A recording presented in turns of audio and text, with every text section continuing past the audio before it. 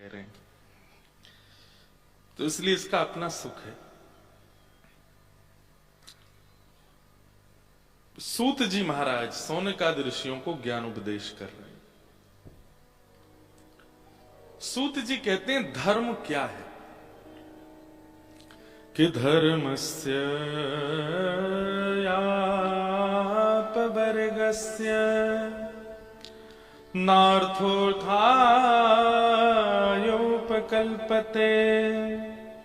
नार्थस्य धर्मैकान्तस्य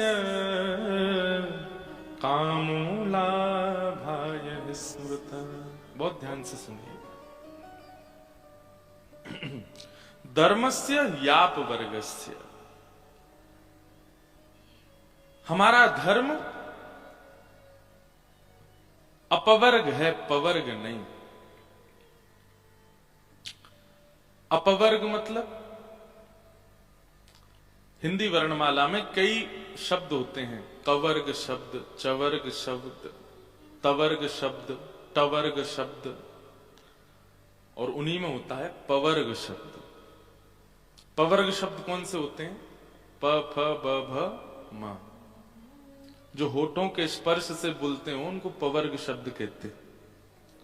जिसमें आपकी जीभ थोड़ी मुड़ती हो पीछे की ओर, ऐसे जो शब्द हैं, या तालू का स्पर्श करते हो, टवर्ग शब्द है। ट, ठ, ड, ढ, न।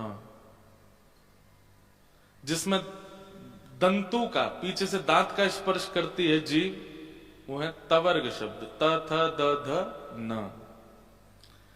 तो ऐसे ही हिंदी वर्णमाला का एक शब्द को अक्षर है पवर्ग। प, फ, ब, भ, म। धर्मस्य व्याप वर्गस्य, धर्म पवर्ग नहीं है, अपवर्ग है। तो प, फ, ब, भ, म, इन शब्दों से, 5 शब्दों से अर्थ क्या निकला? पा से पाप, फ से फल, ब से बंधन, भ से भय और म से मृत्यु। 90% संसार के लोग इन 5 स्थिति में ही धर्म करते हैं। कब? पहला, पाप के भय से या पाप करने के बाद। बहुत ध्यान से सुनिएगा। पाप से पहले या पाप करने के बाद में धर्म का आश्रय लेते हैं। ज्यादातर लोगों से पूछा गया कुंभ स्नान करने क्यों गए? पाप धुलने गए थे हम तो। मतलब उनको पता है कि हमने पाप बहुत किए हैं। लोग धर्म का आश्रय इसीलिए लेते। नवरात्रि का व्रत क्यों कर रहे हैं? देवी मैया हमारे पाप मुक्त कर दें। हर की पौड़ी पर स्नान क्यों करना? हर की पौड़ी पे ही क्यों करना है? गंगा जी तो सब जगह, हमने सुना वहां पाप धुल जाते हैं।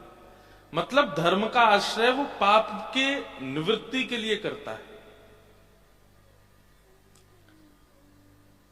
तो पाप,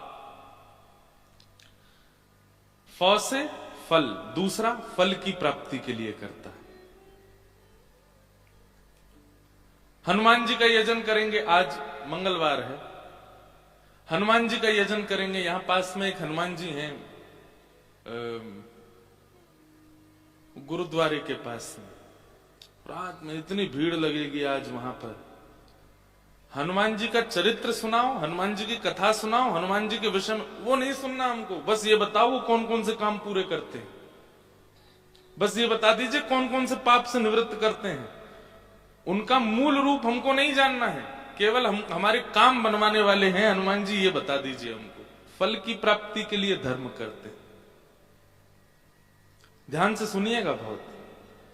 पाप से निवृत्त होने के लिए धर्म, फल की प्राप्ति के लिए धर्म। तो प, फ, फिर आया ब, यानी कि बंधन।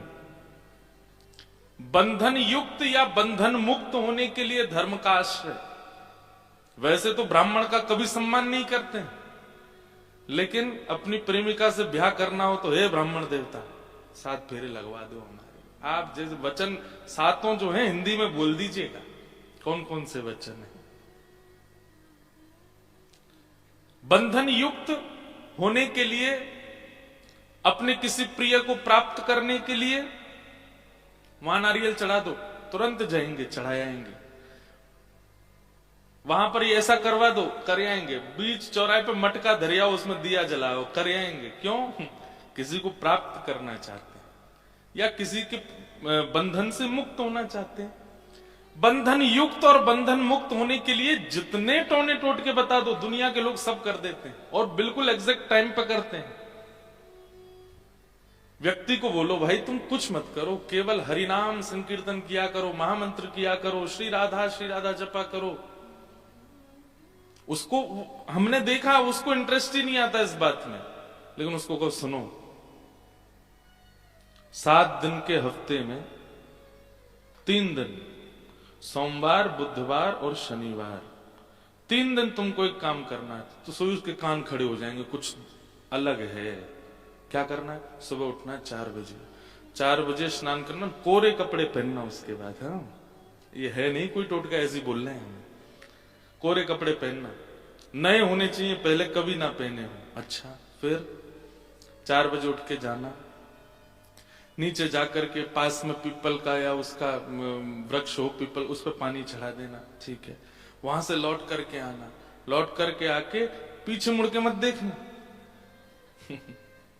अच्छा, नहीं देखूंगा। फिर आना, आकर के आसन बिछाना, आसन पर बैठ करके एक बार प्रणाम कर लेना और फिर उसके बाद में भगवान के संग चक्र गदा पद्म चतुर्भुज रूप का स्मरण करना और स्मरण करते हुए हरे कृष्ण कृष्ण कृष्ण हरे हरे, हरे राम राम राम हरे हरे 108 माला करना, तुम्हारे काम बन जाएंगे। ऐसे कर लेगा, लेकिन उसको सीधे बोलो नाम जप करो, ये महाराज जी तो कुछ जानते ही नहीं है यार, सीधा सीधा बता दिया इन्होंने।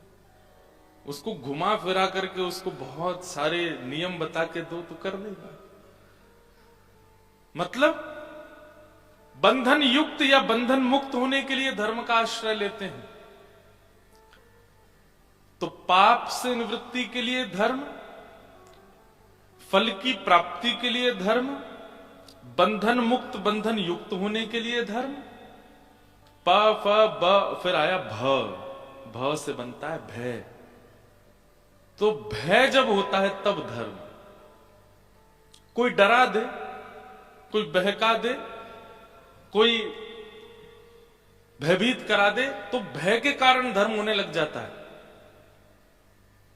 ऐसा नहीं करना है, वो देवता नाराज हो जाएंगे, वो तुम्हारे नाराज हो जाएंगे, इतने बजे मत निकलना, शनि की 7:30 हो जाएगी, ये हो जाएगा, ये वाला नग पहन लो, इससे काम बनेंगे, इससे ये हो जाएगा।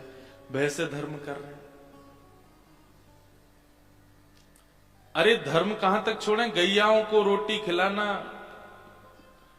रास्ते में जो जानवर मिलते हैं हमारे शहरों में, उनको भी कुछ खिलाना पिलाना भी भय से ही करते हैं, किसी ने बोल रखा है इससे तुम्हारा ये काम बन जाएगा। हनुमान चालीसा का पाठ होने लग जाता है रात में, अगर 1 बजे आंख खुल जाए, अकेले सो रहे थे कक्ष में, भूत पिशाच निकट नहीं आवे, महावीर जब नाम सुना। भय तो पाप, फल, बंधन, भय और मौत से बनता है मृत्यु। पूरा जीवन भजन नहीं किया, लेकिन जब लगने लगा कि अब हमको कम सुनाई देता है, अब कम दिखाई देता है, अब चल फिर भी नहीं पाते, पैर हमारे शिथिल से हो गए, अब जल्दी सांस फूल जाती है, अब उम्र बढ़ रही है, मतलब मृत्यु के समीप जा रहे हैं हम, तब सोचते हैं अब कुछ भजन भक्ति करें। ये कोई उम्र है? अभी युवावस्था में जा रहे हो तुम बद्रीनाथ, अभी तो मनाली जाओ, अभी तो गोवा जाओ, जगन्नाथपुरी कौन जाता है इस उम्र में? अभी तो ये सब करो। मृत्यु का जब सामीप्य आने लगता है तब भक्ति भाव को चुनते हैं हम लोग। इन 5 स्थिति में धर्म करना, इन 5 स्थिति में धर्म करने वाले का धर्म उसको स्थिति प्रदान कर देगा, पर भगवत प्रीति प्रदान नहीं करेगा। समझ रहे हैं बात को? पाप से किया गया भजन, फल की प्राप्ति के लिए किया गया भजन, बंधन मुक्त बंधन युक्त किया गया भजन, भय में किया गया भजन, और मृत्यु के समीप आने पर किया गया भजन, यानी कि वृद्धावस्था में प्रारंभ किया गया भजन, उसका कोई लाभ नहीं। और लाभ इतना है कि जैसे आप रोज किसी के घर पर पहुंच जाओ, रोज बैल बजाओ, उस घर का व्यक्ति निकल के आवे और आप उसको मेरा ये काम बनवा दो, 1 दिन 2 दिन 3 दिन 10 दिन, तो फिर क्या होगा? घर का व्यक्ति कहेगा इससे मेरा पीछा छूटे, इसका काम बनवाओ। ऐसे देवता काम बनवाते इन 5 लोगों का। पाप से करने वाले भजन, बंधन युक्त बंधन मुक्त वाले, भय वाले, मृत्यु के समीप वाले और फल की प्राप्ति वाले, इनसे भगवान पीछा छुड़ाते हैं। इनका काम बनवाओ, नहीं तो पीछे पड़ा रहेगा। इसका मंगलवार आना बंद करवाओ, इसको करवा दो, इसका काम करवा दो। इसलिए हमारी प्रार्थना, यहां लिखा है धर्मस्य याप वर्गस्य, पाप फल बंधन भय और मृत्यु से परे जब आप भगवत स्मृति करते हैं, किसी स्तोत्र का पाठ करते हैं, कोई यजन करते हैं, कोई पूजा करते हैं, कोई कामना से किसी धर्म यात्रा पर जाते हैं, तब ठाकुर जी आपको देखते हैं कि कोई कामना नहीं थी, कोई भाव नहीं था, अकाम निष्काम भाव से आया है। ये मुझे प्रिय है। धर्मस्य याप वर्गस्य, कोई कामना से नहीं। कुम्मन दास जी हमारे ब्रज में हुए, उनके चरित्र में एक लीला बड़ी सुंदर आती है।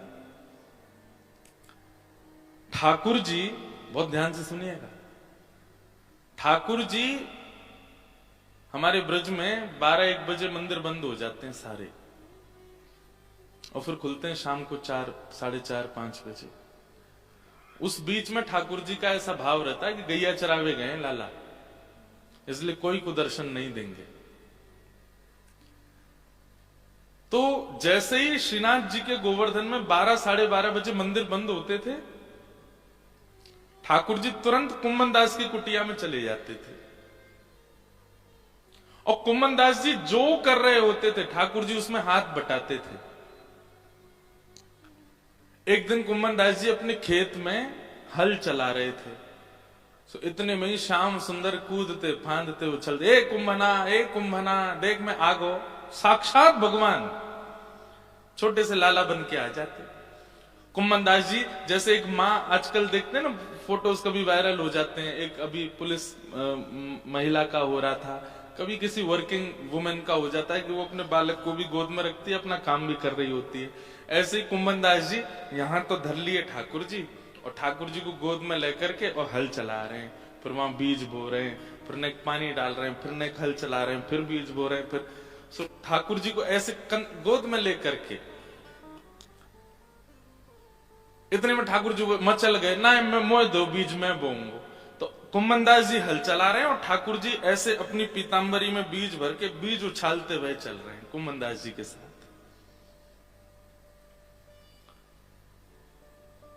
कुम्मन दास जी के बीच बीच में नेत्रों में आंसू आ जाते हैं, अपने सौभाग्य की सराहना करते हैं कि साक्षात भगवान मेरे साथ लीला करते हैं। लेकिन तभी शाम का समय हो गया और मंदिर के घंटे घड़ियाल बजने लगे, ठाकुर जी के उत्थापन दर्शन का समय हो गया। जैसे ही उत्थापन दर्शन का समय हुआ, घंटे घड़ियाल मंदिर में बजने लगे, ठाकुर जी तो सामने खड़े हैं कुम्मन दास जी के। तो ठाकुर जी तो खड़े, कुम्मन दास जी दौड़े, अरे हाथ धोऊं पाम धोऊं, दर्शन को समय है गयो, मैं दौड़ के जाऊंगा ठाकुर जी के दर्शन करूंगा। भगवान बोले, ए कुंभना, मैं यहां खड़ा हूं तेरे सामने, मैं यहीं खड़ा हूं, तू मुझे यहीं देख ले। तू हल छोड़ के भाग रहा है, अपने कामन ने छोड़ के भाग रहा है, हाथ पामन ने धोए रहा है, कायकू मैं तो तेरे सामने खड़ा हूं। कुम्मन दास जी बहुत सुंदर बात कहते हैं, आप यहां मेरे साथ लीला करने के लिए आते हैं, यह आपका प्रेम है, और मैं नित्य आपका दर्शन करने वहां जाता हूं, वो मेरा कर्तव्य है, वो मेरा धर्म है। अगर आप पहले तो नहीं आते थे, पहले तो मैं नित्य वहीं आपको देखने जाता था, और वहां नित्य देखने का ये मुझे फल मिला कि आप मेरे पास यहां आने लगे। तो जिस स्थान ने मुझे आपको प्रदान किया, मैं उस स्थान को कैसे छोड़ सकता हूं। और यहां आना ये आपकी रुचि है। आज आप राजी हो रहे हो मेरे से, कल कहीं नाराज हो गए और नहीं आए तो यहां तो आप अपनी इच्छा से आ रहे हो ना। कल को मुझसे कोई गलती हो गई, अपराध हो गया, मानव हूं मैं तो गलती कर सकता हूं। कहीं आप नाराज होकर के कल नहीं आए, यहां ना आना ये आपकी इच्छा, यहां आना यह भी आपकी इच्छा, पर मंदिर में दर्शन नित्य देना यह आपकी इच्छा नहीं है। वहां तो आपको गुरुजनों ने बैठा रखा है, वहां तो आपको जिससे आप नाराज हो, जिससे राजी हो, सबको मिलना पड़ेगा आपको। आप किसी के लिए कपाट बंद नहीं करवाओगे अपने, इसलिए मंदिर दर्शन नहीं छोड़ूंगा मैं। ठाकुर जी खड़े खेत में और खुमनदास जी भाग रहे मंदिर में। कैसा निष्काम प्रेम है ठाकुर जी के प्रति, इसको कहते हैं धर्म। हम लोग गरज पड़ती है तो ठाकुर जी के सन्मुख जाते हैं, बिना किसी कामना के, बिना किसी अन्य स्थिति के। भगवत स्मृति धर्मस्य अपवर्गस्य नार्थोऽर्थायोपकल्पते, नार्थस्य धर्मैकान्तस्य कामो लाभाय स्मृतः।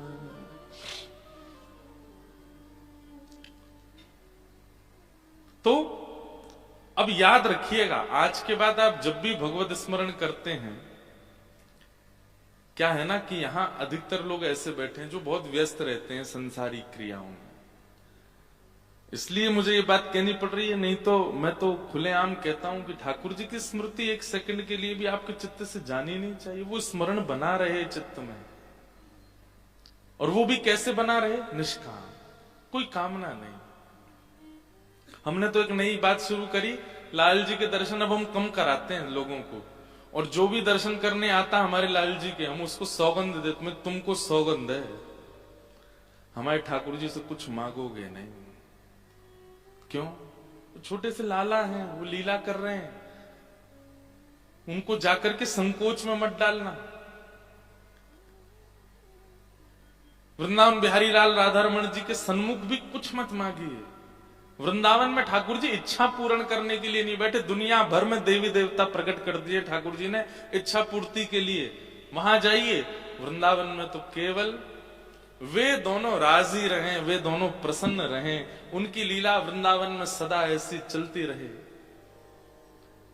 गोवर्धनवासी सांवरे पद में श्री चतुर्भुज दास जी कहते हैं, युग युग अविचल राखिए यह सुख शैल निवास। युग युग अविचल राखिए यह सुख शैल निवास। चतुर्भुज दास जी कह रहे हैं, ये पद बहुत सारे वैष्णव गाते हैं, बहुत सारे बालक गाते हैं इस पद को। इस पद की अंतिम पंक्ति है ये। कुम्मन दास जी, जिनका हम चरित्र, इन्हीं के पुत्र थे श्री चतुर्भुज दास।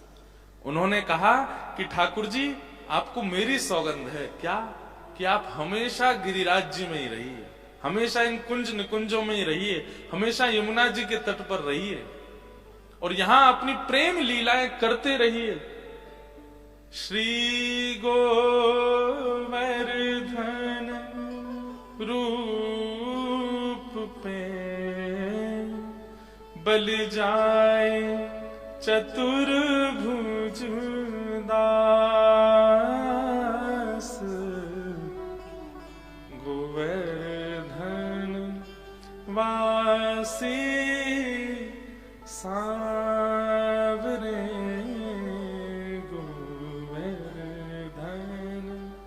वासी सांवरे। लाल तुम बिन रयो न जाय रे, गोवर्धन वासी सांवरे। क्यों मना किया जाता है कि गिरिराज जी को गोवर्धन से लेके मत आओ? कई लोग मना करते हैं ब्रज की रज को भी लेकर के कहीं बाहर नहीं जाना चाहिए वृंदावन से। क्यों? क्योंकि वृंदावन की जितनी भी सामग्री हैं वो हमारे आपके लिए है ही नहीं, वो ठाकुर जी की लीला के लिए है। ये तो सौभाग्य हमारा कि हमको वहां प्रवेश मिल जाता है, हमारा वहां जन्म हो जा रहा है, हम वहां कभी भी चले जाते हैं। लेकिन वहां की सामग्री ठाकुर जी की प्रसन्नता के लिए प्रकट हुई है, उसको आप अपने उपयोगों के लिए मत ले जाइए।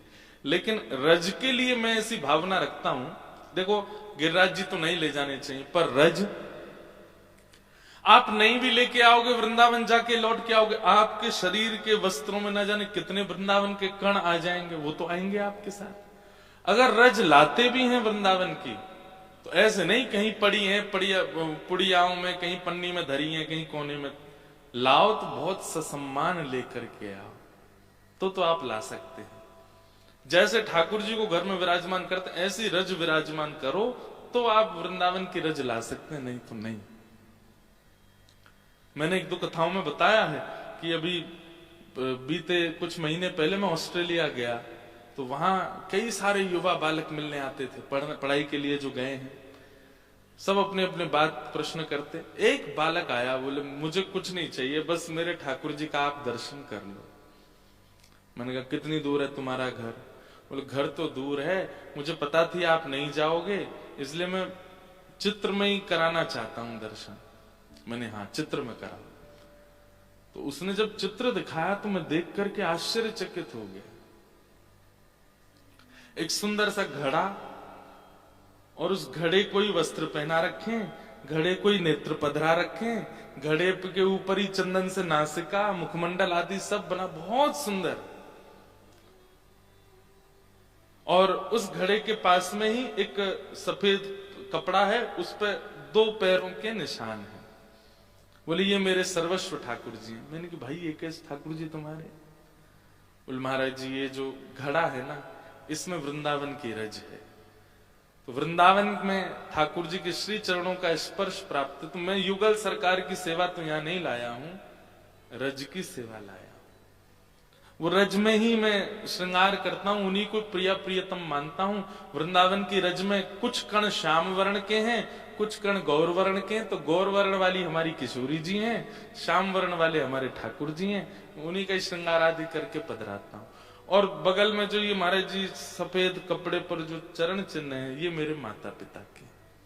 मैं नित्य दूर रहता हूं माता पिता से, तो इन्हीं को प्रणाम करता हूं। उसके भाव देख करके सुन करके मैं इतना आनंदित हो गया।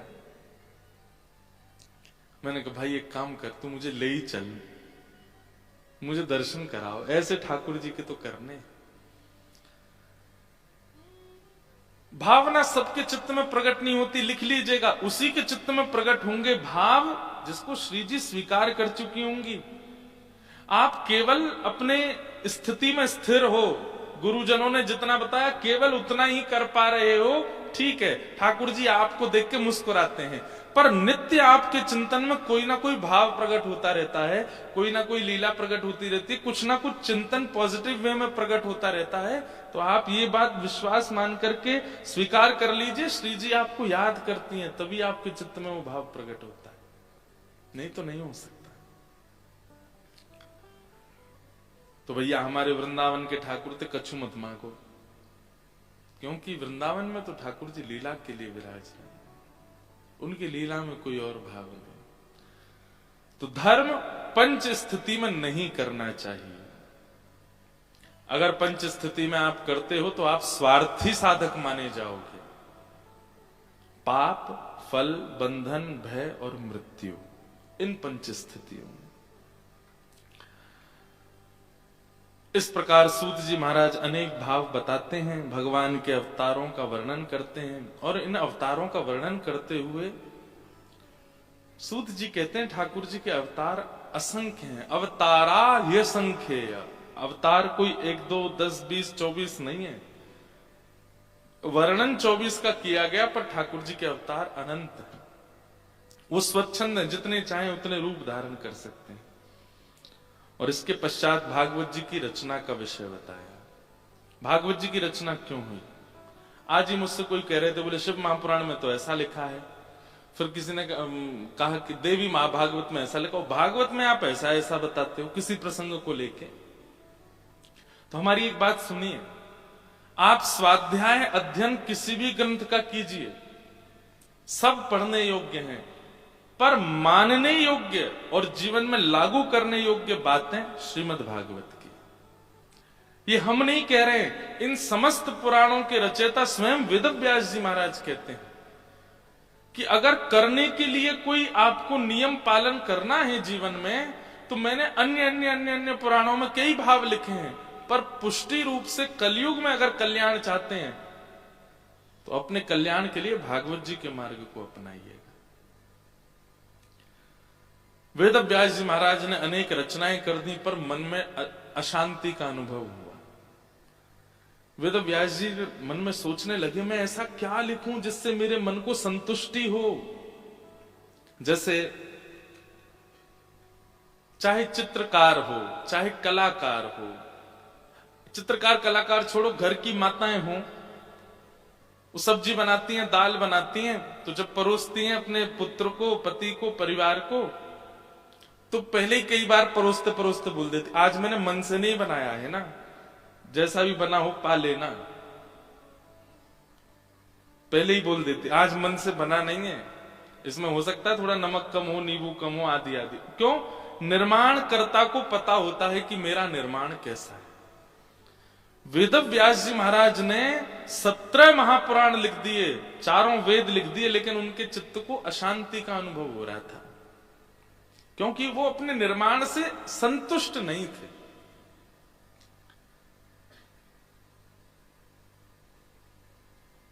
तब वेद व्यास जी के पास नारद जी का आगमन हुआ।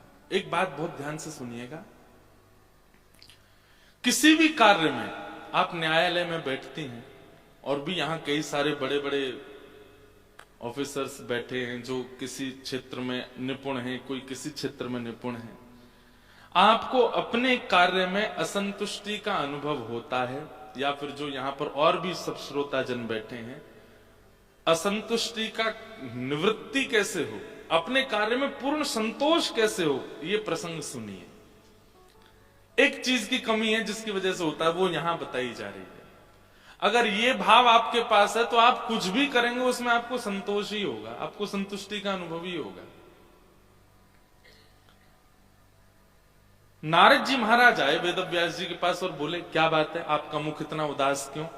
वेद व्यास जी बोले, मैंने देखो कितने सारे पुराण लिख दिए, कितने सारे ग्रंथ लिख दिए, पर मेरा मन संतुष्ट नहीं है, अभी तक मुझे संतोष नहीं हो रहा है। तब नारद जी ने उनको एक सूत्र बताया। क्या सूत्र? भवतानुदित प्रायम यशो भगवतो मलम ये नैवासौ न तुष्येत मन्ये तद्दर्शनम खिलम। हे व्यास जी, आपने अनेक ग्रंथ लिखे हैं, पर आप जो भी क्रिया कर रहे हैं, जो भी निर्माण कर रहे हैं, उनमें आप 4 ही चीजों का विशेष रूप से ध्यान रखते हो। कौन कौन सी 4 चीज? धर्म, अर्थ, काम और मोक्ष। इनको क्या कहते हैं? चतुर्विध पुरुषार्थ। क्या कहते हैं? चतुर्विध पुरुषार्थ। नेक जोर से बोले करो, क्योंकि ये स्थान ऐसा है कि यहां आक्रमण हो सकता है। किनका? निद्रा देवी का। इसलिए आपका बोलना आवश्यक है। चतुर्विध पुरुषार्थ। कैसी विडंबना है ना।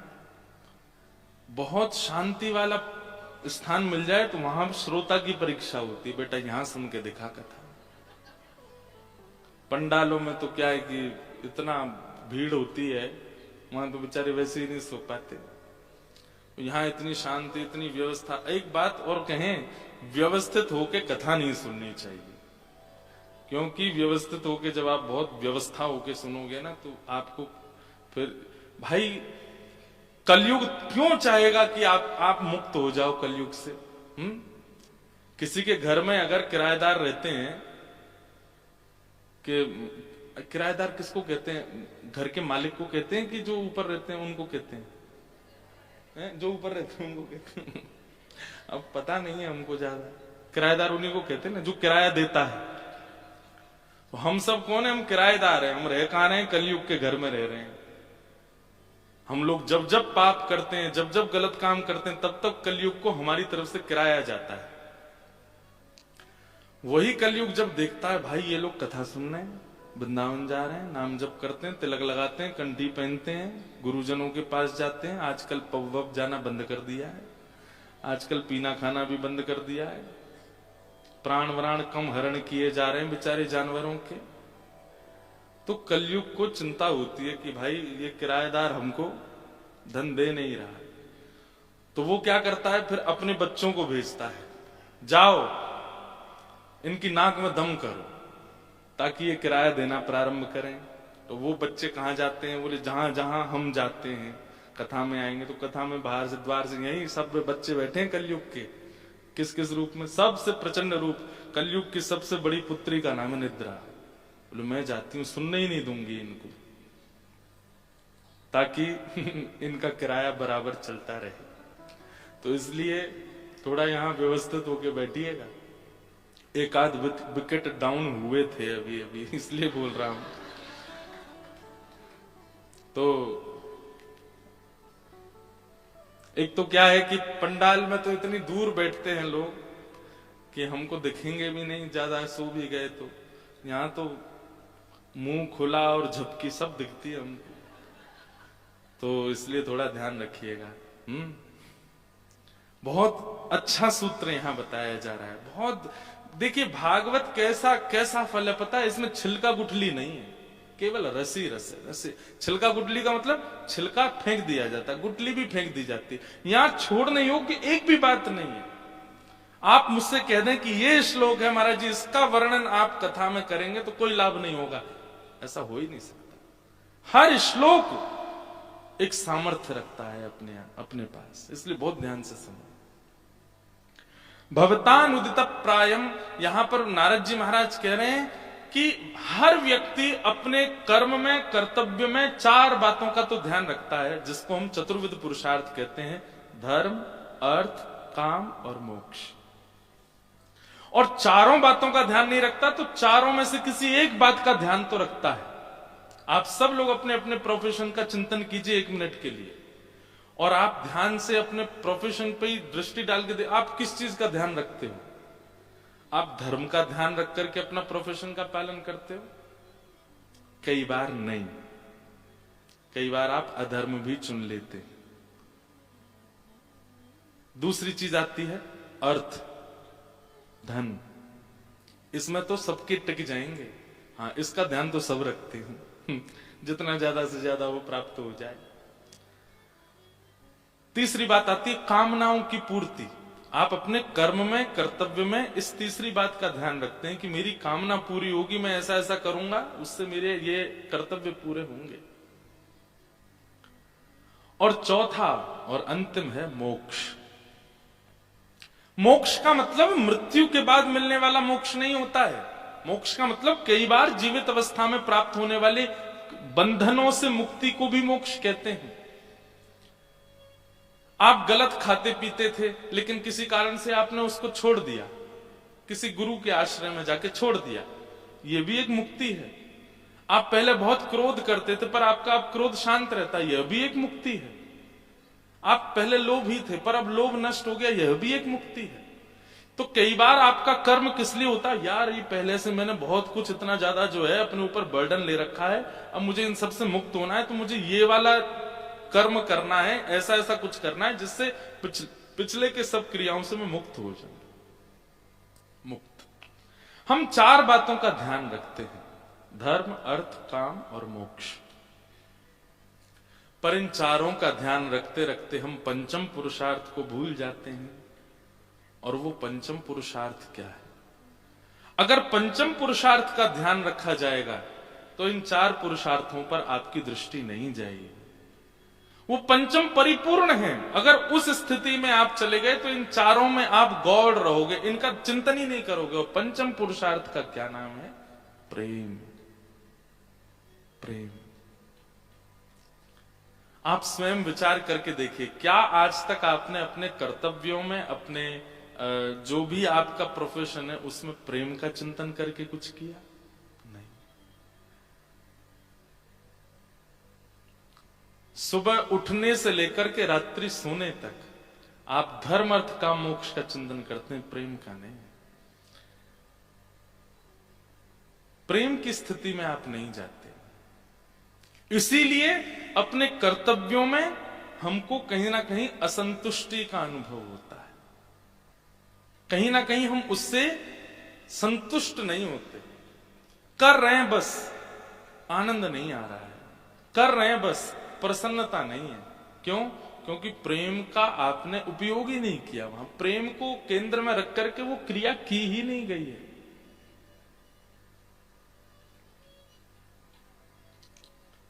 प्रेम, उसका चिंतन करके एक दिन का भी आप अपना क्रम करके देखिए। आप अपनी जॉब ही सही, जो भी है वह भी, अपना बिजनेस सही, जो कुछ भी आप करते हैं दिनचर्या में, एक दिन बस प्रेम का चिंतन करके, बस प्रेम है, बस प्रेम है, प्रेम का चिंतन करके आप अपनी क्रिया में जब जाएंगे, उस दिन को आप कभी नहीं भूलोगे। वो आपके सदा चिंतन में रहने वाला साल भर का सबसे उचित और सबसे उत्तम दिन हो जाएगा। क्यों? प्रेम प्रधान था उस क्रिया में।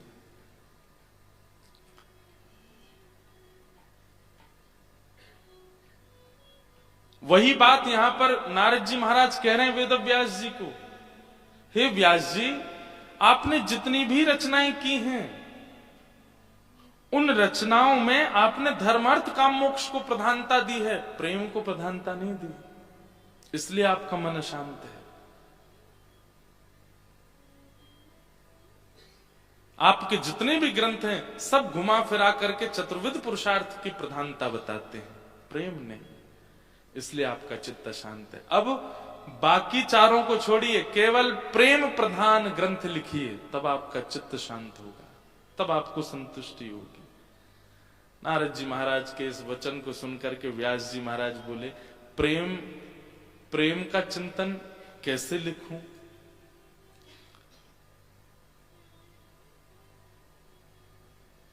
तब नारद जी महाराज ने उनको उपक्रम बताया प्रेम में जाने का।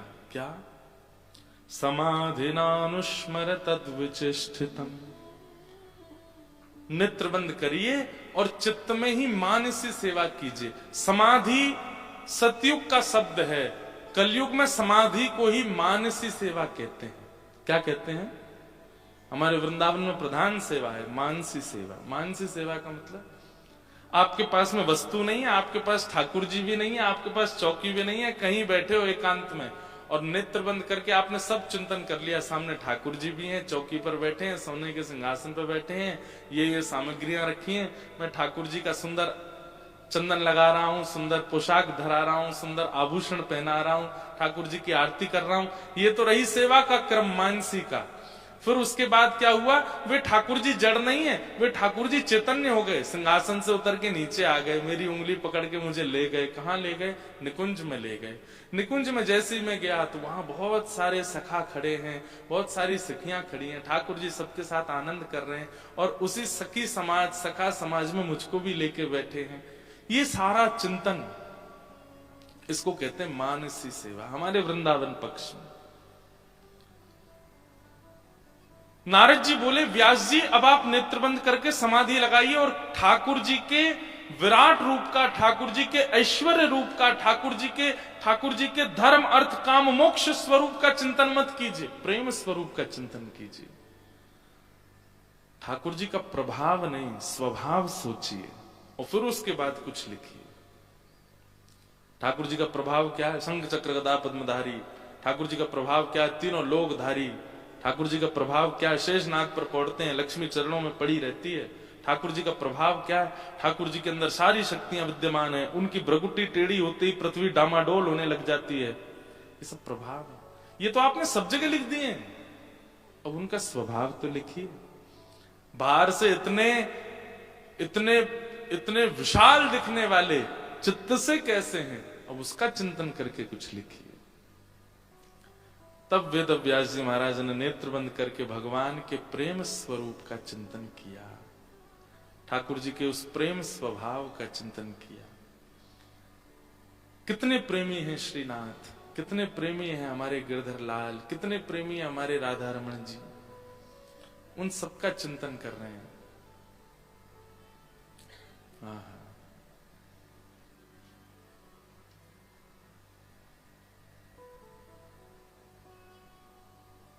वेद व्यास जी महाराज ने उस प्रेम स्वरूप का चिंतन किया।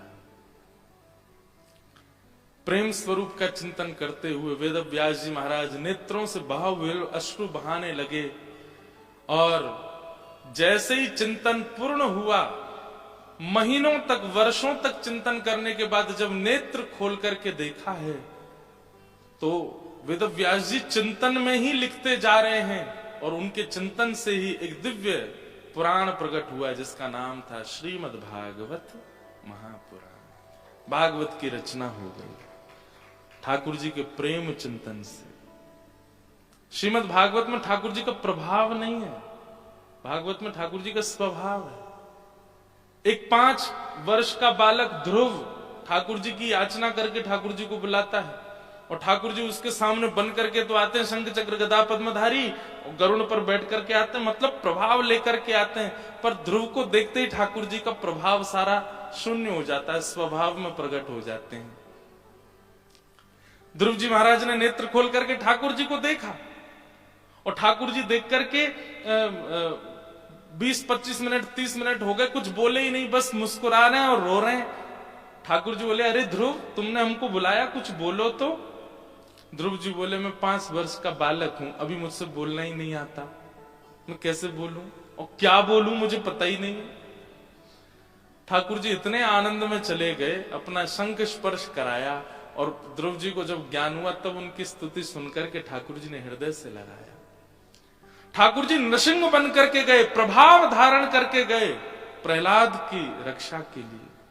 लेकिन हिरण्यकश्यप का वध करने के बाद जब बड़े बड़े देवी देवताओं की स्तुति भी भगवान के क्रोध को शांत नहीं कर पाई, तब ब्रह्मा जी ने प्रहलाद जी से कहा, तुम जाओ। प्रहलाद जी को जैसे ही ठाकुर जी ने देखा, 2 शब्द प्रहलाद ने कहे कि ठाकुर जी तो बिल्कुल भाव विह्वल हो गए, दौड़ के गए, प्रहलाद को गोद में लेके अंक में भर लिया, अपनी जीभ से चाटने लगे, उसके सिर पर हाथ फेरने लगे। ठाकुर जी के प्रभाव को गौड़ करके स्वभाव प्रकट करने वाले चरित्र जहां है वो है भागवत। यहां ठाकुर जी का प्रेम प्रधान बताया जाता है। वामन बन के गए थे, कहां? बलि के यहां। 3 पग जमीन मांगने के लिए भगवान ने वरदान लिया, और जैसे बलि ने 3 पग जमीन देने का वरदान दिया, विराट हो गए। 2 पग से तीनों लोग नाप लिए ठाकुर जी ने। तीसरा पग कहां रखूं बलि, मुझे बता, और अगर तूने नहीं बताया तो तुझे नरक भेज दूंगा मैं। बलि बोला, तीनों लोक का स्वामी मैं, आपने मेरा खजाना, आपने मेरी संपत्ति को अपना 2 पग से बना लिया, अब तीसरा पग इस संपत्ति के स्वामी के सिर पर रख दीजिए। भगवान तुरंत छोटे हो गए, प्रभाव स्वभाव में परिवर्तित हो गया। बोले, वाह, हम तो तुझे छलने आए थे, पर तेरी भक्ति ने हमें बता तू क्या चाहिए तुझे, कितनी अच्छी बात कही तूने, तीसरा पग मेरे सिर पर रख दीजिए। बलि कहते हैं, बोले कि बस एक ही वरदान दे दो, जब जब मैं अपने महल से बाहर जाऊं और जब जब बाहर से भीतर आऊं तब तब आपका दर्शन हो। भगवान बोले, सीधे बोल, तेरे द्वारपाल बन जाएं हम। बलि बोला, जो आप उचित समझो। ठाकुर जी शंख चक्र लेकर के बलि के द्वार पर खड़े हो गए। अब बलि जब जब जाता है घर से बाहर, ठाकुर जी ठीक है, सब भोजन पानी बढ़िया, बोले तू दर्शन कर, निकल, खड़े हम यहीं पे। युद्ध आदि करके लौट के आता है, फिर ठाकुर जी आनंद में बोल, बहुत आनंद में, जाओ भीतर जाओ। कुछ वर्षों बाद लक्ष्मी जी को व्याकुलता हुई, एक कन्या का रूप धारण करके आई, और बलि के पास जाके बोली, मेरा कोई भाई नहीं है, आप कहें तो मैं आपको भाई बनाऊं। बड़ी सामान्य सी कन्या। बलि बोले, हाँ लो, रक्षा सूत्र बांधो और आज से तुम हमारी बहन बन जाओ। वो सोच लीजिए, रक्षा सूत्र बंधवाने के बाद कुछ देना पड़ता है। बोले, जो मांगोगी सो देंगे। लक्ष्मी जी ने सूत्र बांधा, बोले अब लाइए दीजिए। बोले क्या? आपके जो द्वारपाल है उनसे हमारा ब्याह करा दो। बलि बोला वो द्वारपाल नहीं है, परमात्मा है साक्षात। लक्ष्मी जी बोली तो मैं भी तो लक्ष्मी हूं, तुरंत अपने रूप में प्रकट हो गई। बलि बोले फिर तो आप दोनों का विवाह, तो आप नित्य एक दूसरे के हैं, पर अब मुझे एक सुख दीजिए, क्या दोनों दंपति मेरे भवन में एक विवाह रचाइए और मैं आपका कन्यादान करूं, ये सुख मुझे दो। ठाकुर जी प्रभाव भूल गए, अपना स्वभाव में परिवर्तित होकर के बलि पर कृपा करने लगे। श्रीमद् भागवत में ठाकुर जी का प्रभाव प्रधान नहीं है, महाभारत में केवल प्रभाव ही प्रभाव है। ठाकुर जी का प्रभाव ही वहां दिखा, बिना शस्त्र के ही पूरा युद्ध संभाल रहे हैं। लेकिन श्रीमद् भागवत तो स्वभाव प्रधान ग्रंथ है, और स्वभाव ठाकुर जी का क्या है? प्रेम। इसलिए यहां सुनने वाले के चित्त में भी कोई और इच्छा नहीं होनी चाहिए कि कथा सुनने से मेरे पुण्य बढ़ जाएं, कथा सुनने से मेरे पितृ मुक्त हो जाएं, कथा सुनने से मेरे काम अच्छे चलने लग जाएं, कथा सुनने से मेरे पाप नष्ट हो जाएं। आप तो झोली फैला के केवल कथा से, भागवत से विशेष रूप से केवल प्रेम मांगिए। हमारे ब्रज में गाते हैं, सरस किशोरी। हमारे वृंदावन में प्रेम मंदिर है ना, प्रेम मंदिर को जिन्होंने स्थापित किया ऐसे जगत गुरु श्री कृपालु जी महाराज, उनकी ये रचना है, उनका ये पद है, बहुत अच्छा पद है। गोपी प्रेम की भिक्षा दीजे, कैसे हूँ मोहे अपनों कर लीजे। गोपी प्रेम की भिक्षा दीजे, कैसे हूँ मोहे अपनों कर लीजे। अगली बार वृंदावन जाइएगा, ब्रजवासी की एक बात मान के जाइएगा, अपने प्रिय स्थान पर जाकर के अपने ठाकुर के सामने खड़े होके बाकायदा बिल्कुल शर्म मत करना, ऐसे झोली फैलाना, तो ठाकुर जी से मनी मन कहना, हे नाथ हमें प्रेमी बना दो, हमें सरल बना दो, हमें सहज बना दो। हम बड़े बड़े कुटाट हैं हम अंदर से, बड़े क्रूर हैं हम अंदर से, हमारे हृदय को प्रेमी बना दो नाथ। आप विश्वास मानिएगा, वृंदावन से आप संसार की कोई भी वस्तु मांगेंगे शायद वो कभी पूर्ण नहीं होगी। तो वृंदावन से एक बार प्रेम मांग करके देखिए, भर देगा आपको प्रेम से। गोपी प्रेम की भिक्षा दीजे, कैसे हूँ मोहे अपनों कर लीजे। गोपी प्रेम की भिक्षा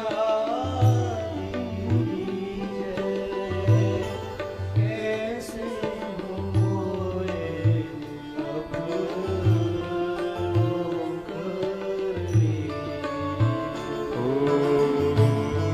तोर गुण गावत दिवस बितावत, दृग बरसावत, मैं हूँ प्रेम